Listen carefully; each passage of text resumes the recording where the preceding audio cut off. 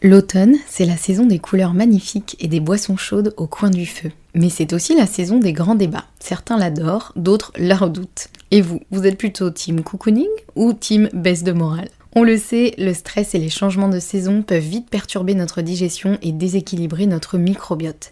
Et quand ce dernier est déséquilibré, c'est souvent un cercle vicieux. Fatigue, morale en berne et digestion encore plus difficile. Alors comment retrouver une digestion paisible et une humeur lumineuse? Je vous invite à découvrir Cure, la marque de compléments alimentaires qui s'adapte à vos besoins spécifiques du moment, et je les remercie d'être partenaires du podcast. Leur formule allie des actifs essentiels comme les plantes adaptogènes telles que le boswellia à des probiotiques soigneusement sélectionnés pour offrir une solution à la fois naturelle et efficace. Et pour cet automne, Cure lance sa nouvelle gamme Synergie avec une box dédiée à la digestion, une association d'actifs brevetés pour détoxifier, protéger et rééquilibrer votre système digestif tout au long de la saison. Alors profitez à fond de l'automne avec Cure.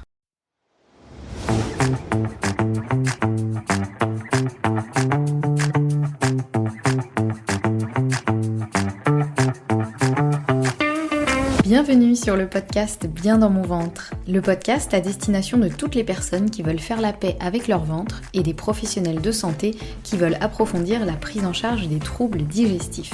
Je m'appelle Anne-Sophie Basquet, je suis naturopathe, formée à la micronutrition et passionnée par tout ce qui touche de près ou de loin à la digestion, au microbiote et à ce qu'on appelle le deuxième cerveau. Mon objectif, apprendre le plus de choses possible sur tous ces sujets et vous les transmettre ensuite via ce podcast, mais aussi via des formations en ligne. Ici, chaque semaine, je vous dévoile mes dernières trouvailles et retours d'expérience en termes de santé naturelle, alimentation et hygiène de vie, pour que vous ou vos clients puissiez retrouver un ventre serein et une pleine santé physique et mentale. Bonne écoute! Bonjour et bienvenue dans ce nouvel épisode. On se retrouve aujourd'hui avec l'épisode numéro 129 dans lequel nous allons parler de TDAH. Alors je ne sais pas vous, mais moi ces dernières années j'ai commencé à me poser beaucoup de questions sur mon attention notamment, et j'ai commencé à vraiment me demander est-ce que j'étais simplement distraite ou est-ce que cela cachait quelque chose de plus profond, notamment par exemple un TDAH. Et très honnêtement, plus je me renseignais sur le sujet, plus j'étais un peu dans le doute, et c'est vrai qu'il y a quelques années j'ai cru que j'étais concernée par le TDAH. J'étais pas certaine, mais je me disais quand même, c'est bizarre, il y a quand même plusieurs trucs qui m'arrivent qui me semblent pas normal, ou en tout cas qui pouvaient un peu surprendre mon entourage, ou voilà, on pouvait dire un peu que j'étais un peu tête en l'air. Donc déjà, avant toute chose, je vais revenir sur la définition du TDAH. Donc le TDAH, qui est un acronyme pour trouble du déficit de l'attention avec ou sans hyperactivité, c'est un trouble du développement neurologique du cerveau en tout cas, qui affecte à la fois les enfants et les adultes et qui se caractérise principalement par 3 groupes de symptômes. Le premier étant une inattention, donc une difficulté à maintenir l'attention sur une tâche ou une activité, une tendance à la distraction, des difficultés à organiser des tâches et à suivre des instructions. Le deuxième, c'est une hyperactivité, donc un besoin constant de bouger ou de s'agiter, une incapacité à rester en place, ce qui est souvent observé chez les enfants mais qui peut s'atténuer avec l'âge. Et le troisième, c'est une impulsivité, donc une difficulté à attendre son tour, à agir sans réfléchir aux conséquences, interrompre les conversations ou activités des autres. Voilà pour le rappel de la définition. Donc je vous ai lu la définition que m'a gentiment donnée ChatGPT sur le TDAH, et il est vrai que à l'époque j'ai beaucoup consommé de contenu sur le sujet, des podcasts, des articles, des livres, voilà, je me suis quand même beaucoup intéressée au sujet, et notamment bien sûr au sujet du TDAH chez les adultes. Puisque je ne suis plus enfant, donc si j'étais concernée c'était plutôt du TDAH pour adultes, et je pense que comme beaucoup d'autres personnes, je suis un peu tombée dans l'effet de mode autour du TDAH et j'ai commencé à me poser des questions. En fait je me reconnaissais dans à peu près 75% des descriptions, voilà, un peu des symptômes et des retentissements du TDAH, mais je me retrouvais pas dans toutes les descriptions. Et c'est un peu ça qui m'a mis le doute, mais c'est vrai qu'à l'époque, je pense qu'aujourd'hui on en a un peu plus revenu. Aujourd'hui on sait que Bon, il y a beaucoup de diagnostics du TDAH qui sont peut-être faits un peu à la va-vite. J'ai l'impression qu'il y a un peu une tendance où on peut, si je fais un raccourci, dire tout le monde est TDAH, etc. C'était un peu la tendance, ce qui ne remet pas du tout en cause la véracité du TDAH. Je pense que c'est un vrai trouble, et voilà, mais je parle juste du diagnostic. Il y a un peu eu pas mal même de sites internet sur lesquels on pouvait faire une espèce de potentiel diagnostic en répondant à simplement quelques questions. Or, un diagnostic, pour le TDAH, c'est un diagnostic médical. Donc il faut vraiment aller voir quelqu'un de spécialisé. Je pense qu'il faut aller voir un psychiatre ou psychologue, je sais pas exactement, parce que j'ai pas effectivement fait moi-même les recherches pour aller me faire diagnostiquer ou pas. Parce que effectivement, comme je vous disais, je me reconnaissais dans à peu près 75% des descriptions, mais pas dans 100%. Et je me disais, du coup, je sais pas trop si c'est ça, et j'ai continué un petit peu mes recherches, et bon, je me suis jamais fait diagnostiquer ou non diagnostiquer, mais très honnêtement, aujourd'hui, je ne pense pas que j'ai un TDAH, maintenant j'en suis complètement revenue. En fait, moi, je me retrouvais notamment dans les problèmes d'attention, notamment, par exemple, le fait de commencer quelque chose, puis de partir faire autre chose et d'oublier ce que j'avais commencé. J'avais aussi parfois du mal à rester concentrée sur quelque chose, particulièrement si c'était quelque chose qui ne me passionnait pas. Et aussi l'impulsivité. Mais ça s'est quand même bien amélioré avec l'âge, mais c'est vrai que quand j'étais plus jeune, j'étais quand même très impulsive. J'étais un peu connue pour ça. Je pouvais avoir soit des accès de colère ou de choses comme ça, ou alors vraiment agir, faire des choses sans trop réfléchir aux conséquences, avoir du mal effectivement à attendre mon tour, etc. Voilà. Mais bon, ça s'est quand même amélioré avec l'âge, puisque j'ai appris quand même que c'était pas très sympa pour les autres, l'impulsivité.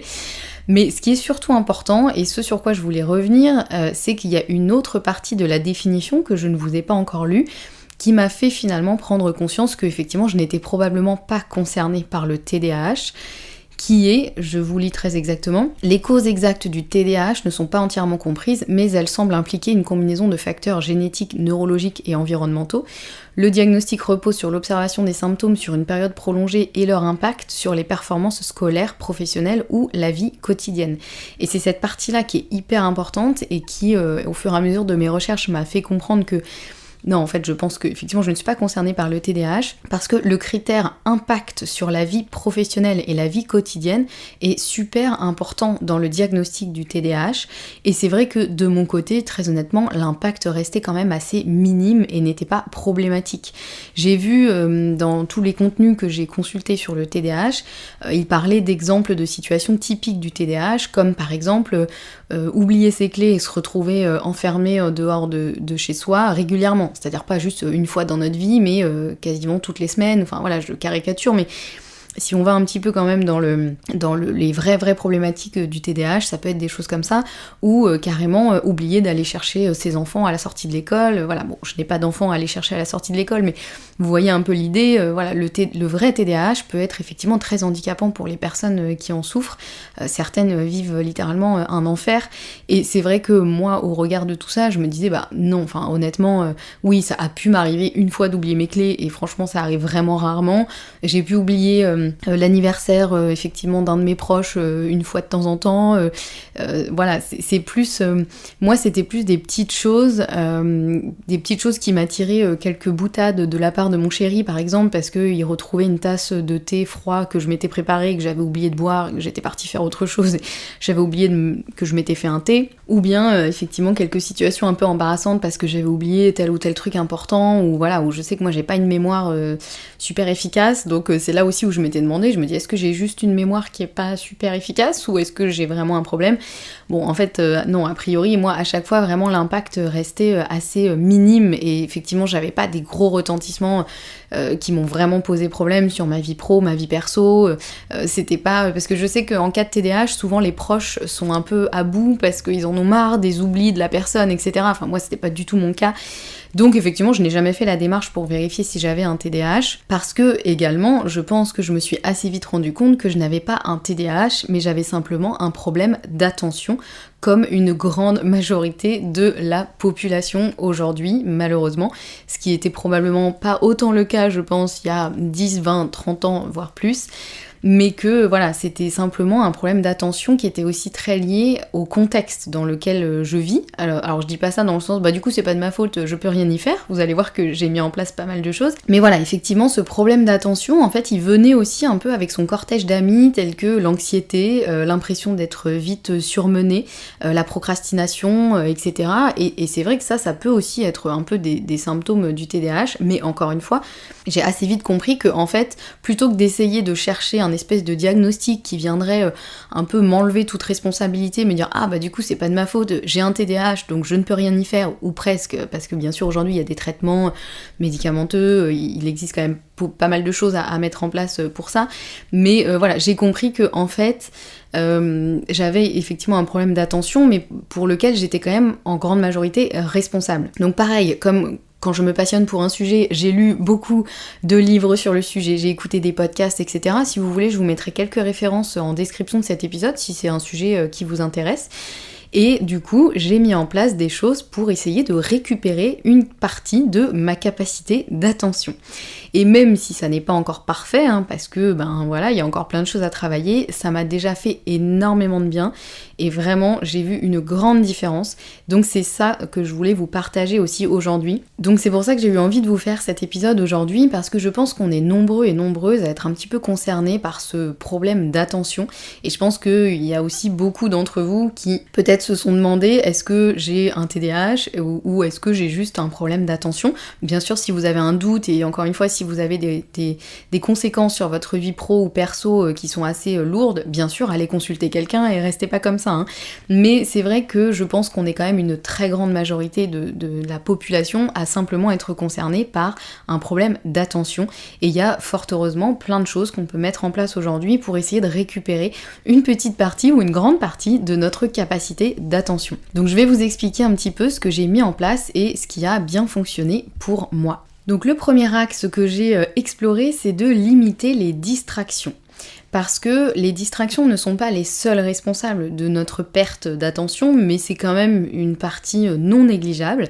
Et donc pour ça, quand je parle de distraction, je parle majoritairement de tout ce qui va être lié à la technologie. Là, vous allez voir que dans les points que je vais vous développer, la majorité sont sur la technologie, parce que je pense que c'est malheureusement un peu à cause de ça qu'aujourd'hui on a un vrai problème d'attention. La technologie, c'est génial, ça nous permet plein de choses, et voilà, moi j'adore ça, mais je sens bien qu'effectivement c'est en train de me ramollir le cerveau. Donc le premier point que j'ai mis en place, c'est de limiter les distractions. Et qu'est-ce que ça veut dire pour moi principalement ? Ça a été d'enlever toutes les notifications de mon téléphone. En sachant que j'avais déjà fait une grande partie du travail, puisque il y a déjà quelques mois au moins, j'avais déjà enlevé quasiment toutes les notifications, mais j'avais quand même gardé celle de WhatsApp.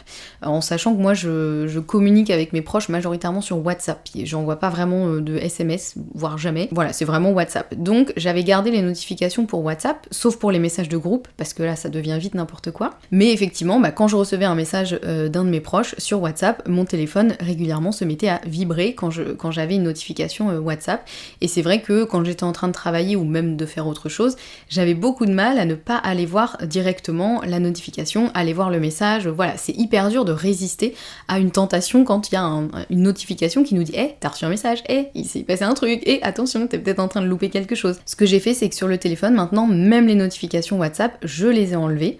Même sur mon ordinateur, parce que c'est pareil, j'ai aussi WhatsApp sur mon ordinateur, et avant, donc l'icône est dans la barre de mes applications sur mon ordinateur, et quand j'avais un message, avant j'avais une petite pastille qui apparaissait sur l'icône WhatsApp, donc c'était pas une notification dans le sens, j'avais pas quelque chose qui clignotait sur mon écran, mais j'avais quand même cette petite pastille rouge qui me disait t'as un petit message, et donc forcément j'avais envie d'aller le voir direct. Donc là j'ai enlevé aussi également ça. Donc aujourd'hui sur mon téléphone je n'ai de notifications que pour les appels et les SMS. Parce que effectivement, comme je n'échange jamais de SMS avec mes proches, ils savent que si vraiment ils ont un message à m'envoyer et qu'ils veulent que je le vois immédiatement, par exemple si mon chéri est en train de faire les courses et se demande est-ce que tu préfères la sauce tomate nature ou la sauce tomate au basilic, c'est pas urgent, mais effectivement il a besoin d'avoir ma réponse assez rapidement, et bien soit il m'appelle, soit il m'envoie un SMS, et là il sait que effectivement pour le coup j'aurai la notification. Mais effectivement ça n'arrive quand même que très rarement, puisque je reçois assez peu d'appels et je reçois très très peu de SMS. Donc effectivement aujourd'hui mon téléphone téléphone ne vibre quasiment jamais, et pour le coup quand il vibre, je sais que c'est quelque chose d'important. Donc là je vais aller regarder, parce que ça doit arriver peut-être, 2 fois dans la journée, et effectivement là je vais aller voir parce que je sais que ça peut être quelque chose de potentiellement urgent, ou en tout cas, où là ça nécessitait une notification. Et déjà ça change tout, parce qu'en fait ça me permet de rester beaucoup plus concentrée à la fois sur mon travail, mais aussi même dans ma vie quotidienne. Par exemple, avant, j'étais en train de marcher dans la rue, d'un coup mon téléphone vibrait parce que je recevais une notification de WhatsApp, je sortais mon téléphone, je regardais mon téléphone, du coup je regardais plus trop où j'allais, j'en avais marre de passer tant de temps sur mon téléphone, et encore je pense que je faisais partie des gens qui passaient pas beaucoup de temps sur leur téléphone. Mais voilà, aujourd'hui j'ai décidé d'être plus présente à ce que je fais, que ce soit du pro, du perso, et de ne plus être en permanence interrompue entre guillemets par mon téléphone, surtout pour des trucs qui honnêtement ne sont pas urgents et qui peuvent attendre une demi-heure, 1 heure, voire plus si besoin. Le deuxième point que j'ai vraiment mis en place, c'est de limiter les surstimulations. Qu'est-ce que je veux dire par là? C'est d'essayer de limiter tout ce qui est soit trop d'informations, ou soit trop de rapidité, soit trop de stimulation tout simplement, rapide ou de contenu pour mon petit cerveau qui a besoin d'un petit peu de repos par rapport à ça. Donc qu'est-ce que ça veut dire? Eh bien déjà ça veut dire passer moins de temps sur les réseaux sociaux. Les réseaux sociaux honnêtement, encore une fois c'est génial, ça permet plein de choses super, mais c'est vrai que moi plus ça va, plus je suis un peu en train de faire un rejet je crois des réseaux sociaux, parce que les réseaux sociaux bouffent littéralement toute notre attention, et c'est normal, ils sont créés pour ça.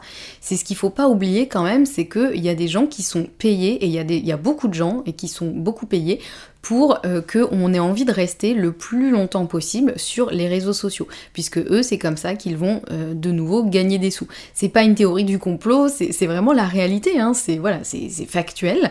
Les réseaux sociaux, c'est un produit à part entière, et comme la plupart du temps, ils sont gratuits, et bien quand on dit souvent, quand c'est gratuit, c'est que c'est toi le produit, là c'est un peu ça. Du coup, le but, c'est que vous restiez le plus longtemps possible sur les réseaux sociaux pour qu'ils puissent vous soumettre quelques petites publicités, avoir des données sur vous, etc. Enfin, voilà, il y a tout un écosystème qui est créé autour des réseaux sociaux qui fait que tout est fait pour qu'on y passe le plus de temps possible.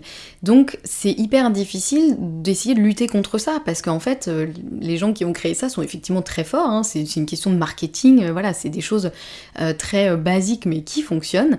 Et donc le problème, c'est parce que si encore les réseaux sociaux, il n'y avait pas de souci, et que même si on y passe 8 heures sur notre journée, ça nous faisait vraiment du bien, bon, il n'y aurait pas de souci, mais honnêtement, on le sait aujourd'hui, les réseaux sociaux, déjà, ça excite énormément notre cerveau, parce que maintenant, tout est fait pour que ça aille très vite, qu'il y ait beaucoup d'images, beaucoup de sons, c'est pire que la télévision, en fait, parce que la télévision a un petit peu ce même effet sur notre cerveau, dans le sens où ça nous projette des images dans le cerveau, et ça crée un peu une excitation, on va dire, du cerveau, une espèce de récompense. Les réseaux sociaux, c'est encore pire. Donc ils excitent notre cerveau, et ils l'habituent aussi à être toujours sur un rythme hyper rapide, avec toujours de la nouveauté, de la surinformation, en veux-tu, en voilà. En plus de la surstimulation qui est pas du tout bonne pour le cerveau et pour notre capacité d'attention, je vais pas l'évoquer en détail, mais il faut quand même évoquer le fait que la plupart du temps, les réseaux sociaux ne nous amènent pas des émotions si positives que ça. En général, une fois qu'on a passé du temps sur les réseaux sociaux, bon, parfois effectivement on va avoir bien rigolé parce qu'on a regardé des trucs super marrants et ça nous a fait du bien, mais la plupart du temps on va peut-être se sentir un peu mal parce qu'on va se comparer aux autres, on va se dire mais pourquoi eux ils ont une vie tellement de rêve alors que moi ma vie à côté elle me paraît toute pourrie, alors que on a beau savoir que c'est pas forcément la réalité ce que montrent les gens sur les réseaux sociaux, notre cerveau des fois il l'oublie ça. Donc on est tous passés par là. Et c'est vrai que moi avant j'allais surtout sur Instagram, j'utilise pas trop les autres réseaux sociaux, je n'ai jamais installé TikTok par exemple, parce que justement je savais que si je l'installais j'allais y passer beaucoup trop de temps, donc vraiment depuis toujours j'ai refusé, je n'ai jamais installé l'application. Pourtant j'ai beaucoup d'amis qui m'ont dit ah mais tu devrais aller voir, c'est tellement bien, c'est tellement, y a tellement de contenu hyper intéressant et tout, et je n'en doute pas, mais vraiment je refuse parce que je veux pas du tout y passer du temps, j'ai beaucoup mieux à faire.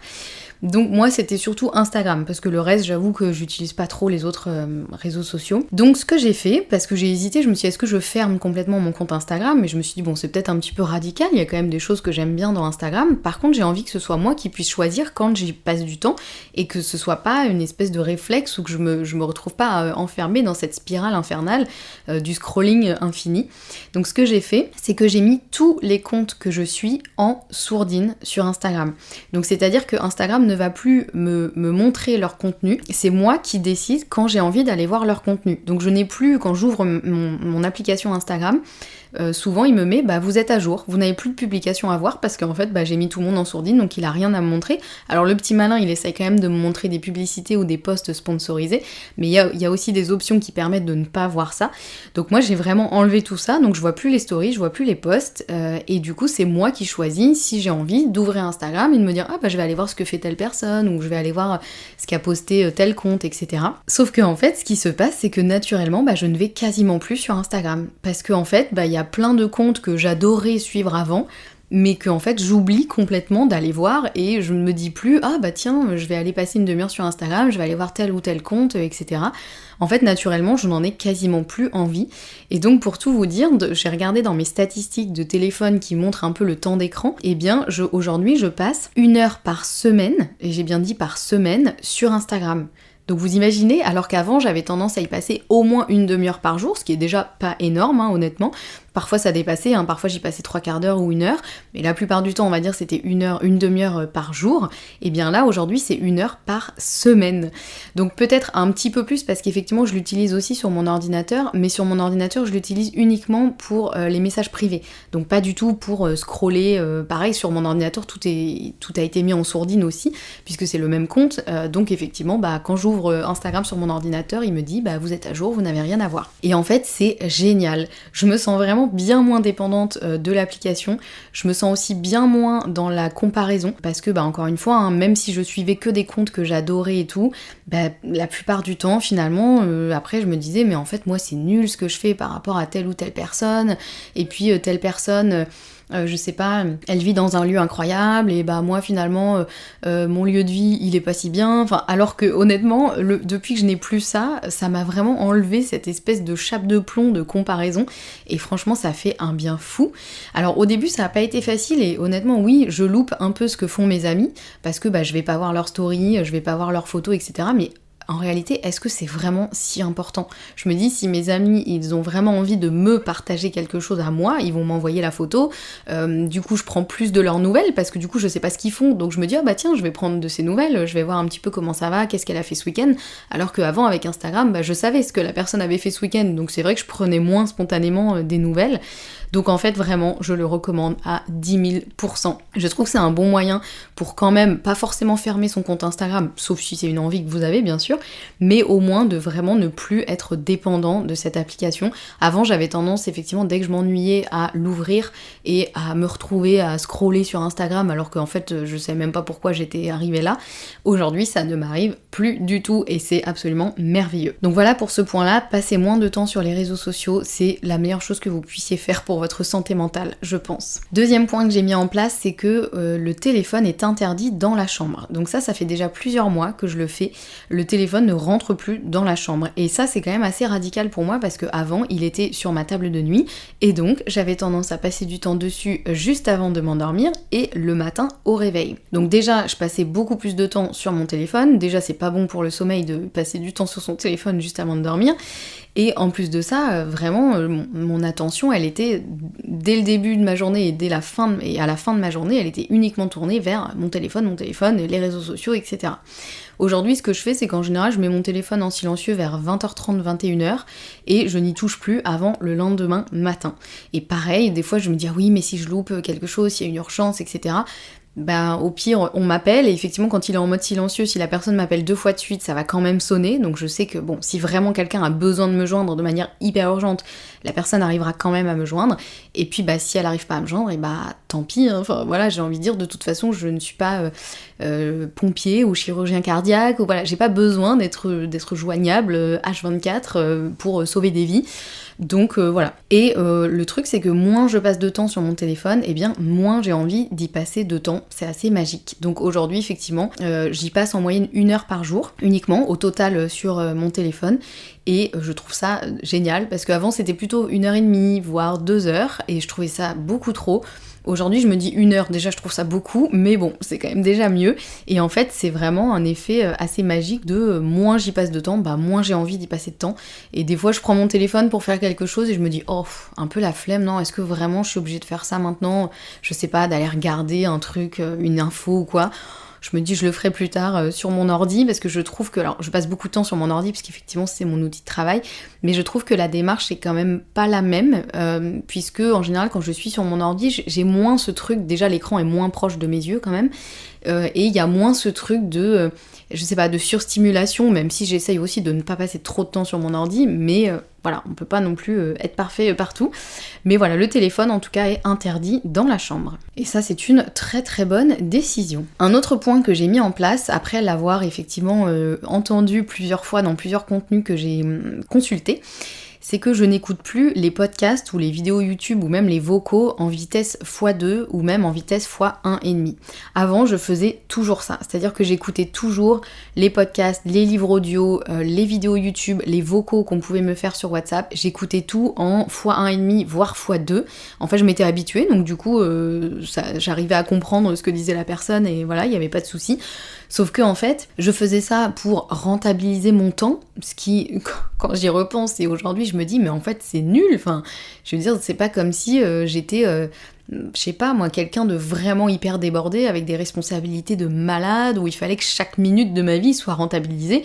Mais j'étais vraiment dans cet état d'esprit de faire toujours plus vite, de rentabiliser la moindre minute.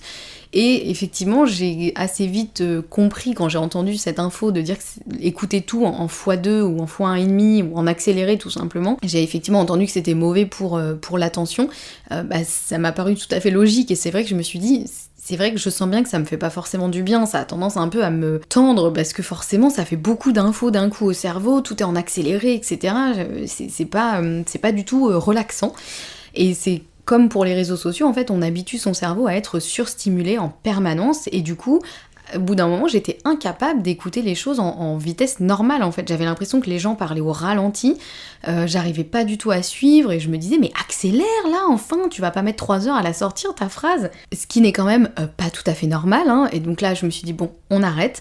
Donc pareil, au début, ça m'a un peu coûté, ça a mis du temps avant que je me réhabitue à ça, et en fait, aujourd'hui, c'est génial. Je me dis, mais en fait, c'est pas grave si j'ai pas le temps d'écouter 10 000 podcasts dans ma semaine ou quoi, c'est pas grave, je choisis ceux que j'ai envie d'écouter, je vais peut-être passer à côté d'autres choses, mais en fait, rien n'est grave dans ce cas-là et tout va bien. Donc ça m'a fait aussi énormément de bien pour ma sérénité, ma santé mentale et effectivement le fait d'apaiser un peu mon système nerveux et mon cerveau. Et puis dernier point qui rejoint un petit peu tout ça, c'est que je me force parfois à ne rien faire. Parce que aujourd'hui, dans nos vies modernes, en fait, il y a peu de moments, voire plus du tout, où on ne fait rien. C'est-à-dire que maintenant, si on doit, je sais pas, attendre le bus 5 minutes, qu'est-ce qu'on fait ? On dégaine notre téléphone. Si on attend à la caisse d'un supermarché, on dégaine notre téléphone. Et moi la première, hein, vraiment, je m'inclus complètement dedans. Donc aujourd'hui, je me force à ne rien faire quand c'est dans des situations comme ça. Alors j'avoue, je le fais pas chez moi, hein, j'arrive pas encore à juste me dire je vais m'asseoir dans mon canapé et ne rien faire pendant 10 minutes. J'aimerais bien y arriver, ça pourrait être pas mal. J'avoue que je n'y suis pas encore. Mais par contre, si je dois attendre 10 minutes quelqu'un ou par exemple si je suis en avance à un rendez-vous de 10 minutes par exemple, et bien au lieu de chercher quelque chose à faire absolument, en général sur mon téléphone, et bien j'accepte de ne rien faire et de juste observer ce qu'il y a autour de moi et juste rester seule avec mes pensées. Et très honnêtement, c'est hyper difficile. Honnêtement, des fois, je m'auto-observe et je me dis, mais tu te rends compte dans quel état tu es ? Enfin, vraiment, j'ai du mal à rester 10 minutes sans rien faire.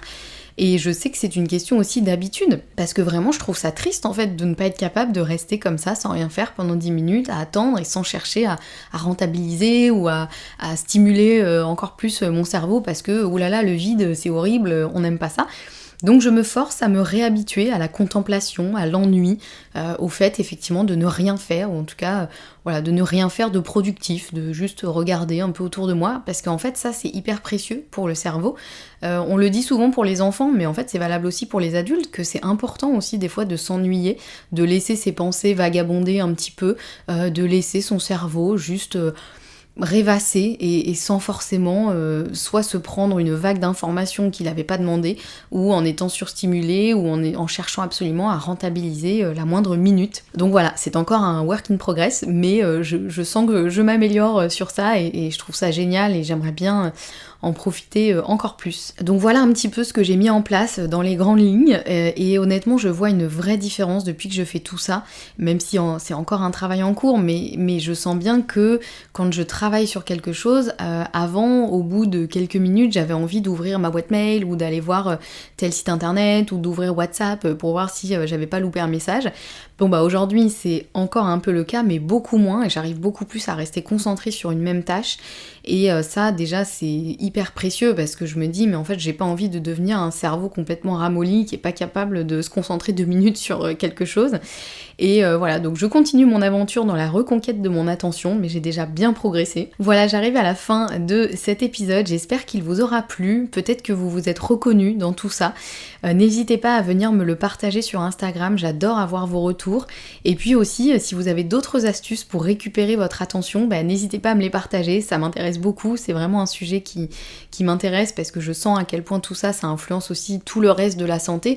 J'en ai pas trop parlé ici, j'aurais pu d'ailleurs parce que c'est quand même la thématique de mon podcast, mais effectivement quand on sursollicite son système nerveux en écoutant tout en x2, en passant son temps sur les réseaux sociaux, etc., ça joue sur tout le reste de la santé et notamment la digestion. Voilà, c'est vraiment, on a besoin au contraire dans nos sociétés modernes d'un peu plus de calme, d'un peu plus de paix, d'un peu plus de sérénité et de moins d'informations, moins de surstimulation, etc. Donc voilà, je suis un petit peu dans cette quête de reconquête en tout cas de tout ça. Donc j'espère que cet épisode vous aura plu. Encore une fois, n'hésitez pas à me faire vos retours sur Instagram.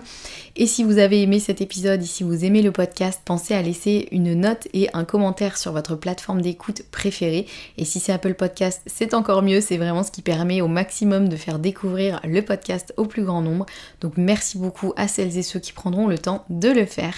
Nous on se retrouve la semaine prochaine avec un nouvel épisode et en attendant, prenez bien soin de vous et prenez soin de votre attention.